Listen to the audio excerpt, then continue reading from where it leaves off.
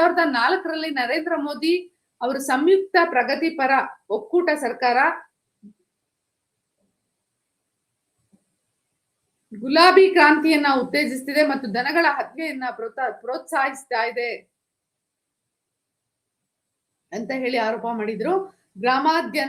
ಗ್ರಾಮದಾದ್ಯಂತ ನಮ್ಮ ಪ್ರಾಣಿಗಳನ್ನ ಹತ್ಯೆ ಮಾಡ್ಲಾಗ್ತಾ ಇದೆ. ಮೋದಿ ಅವರು ಪ್ರಧಾನಿ ಆಗೋಕ್ ಮುಂಚೆ ಮಾತಾಡಿದ್ದ ಮಾತಿದು. ಭಾರತಾದ್ಯಂತ ಬೃಹತ್ ಕಸಾಯಿಖಾನೆಗಳು ಕಾರ್ಯನಿರ್ವಹಿಸ್ತಾ ಇದ್ದಾವೆ ಅಂತ ಹೇಳಲಾಗಿತ್ತು. ಭಾರತೀಯ ಸಂಸ್ಥೆಗಳು ಹಸುವಿನ ಮಾಂಸವನ್ನಲ್ಲ ಎಮ್ಮೆಯನ್ನು ಸಹ ರಫ್ತು ಮಾಡ್ತಿದ್ರು.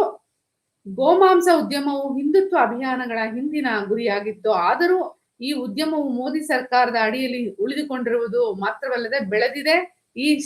ಈ ಯಶಸ್ಸಿನ ಕೇಂದ್ರ ಬಿಂದು 160 ವರ್ಷ ಹಳೆಯದಾದ ಅಲ್ಲಾನಾ ಗುಂಪು. ಇದು ಭಾರತ ಎಮ್ಮೆ ಮಾಂಸದ ಅಗ್ರ ರಫ್ತುದಾರ.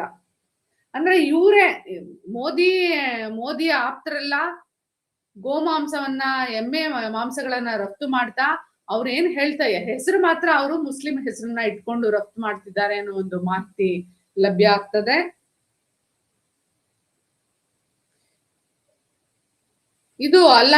ಇದು ಭಾರತದ ಅಗ್ರ ಬಫೆಲೋ ಮೀಟ್ ಅಥವಾ ಗೋಮಾಂಸ ಅಂತ ಕರೆಯಲ್ಪಡುವ ಈ ಕಂಪನಿ ಹೆಸರು ಅಲ್ಲಾನಾ ಗ್ರೂಪ್ ಅಂತ ಹೇಳಿ ಈ ಕಂಪನಿ ಅವ್ರ ಹೆಸರು ಇಟ್ಕೊಂಡಿರೋದು. ಯಾಕಂದ್ರೆ ಇವರು ದುಡ್ಡು ಕೊಡೋದು ಹಿಂದುತ್ವ ಹೇಳುವಂತಹ ಪಕ್ಷಕ್ಕೆ, ಆದ್ರೆ ಹೆಸರಿಟ್ಕೊಂಡಿರೋದು ಅಲ್ಲಾನಾ ಗ್ರೂಪ್. ಅಂದ್ರೆ ಇದೇ ಹಿಂದೂಗಳೇ ಈ ಒಂದು ದಂಧ ಮಾಡ್ತಾ ಇದ್ದಾರೆ. ಅದಕ್ಕೆ ಹೆಸರಿಟ್ಕೊಂಡಿರೋದು ಇವರು ಮುಸಲ್ಮಾನರ ಹೆಸರನ್ನ ಇಟ್ಕೊಂಡಿದ್ದಾರೆ.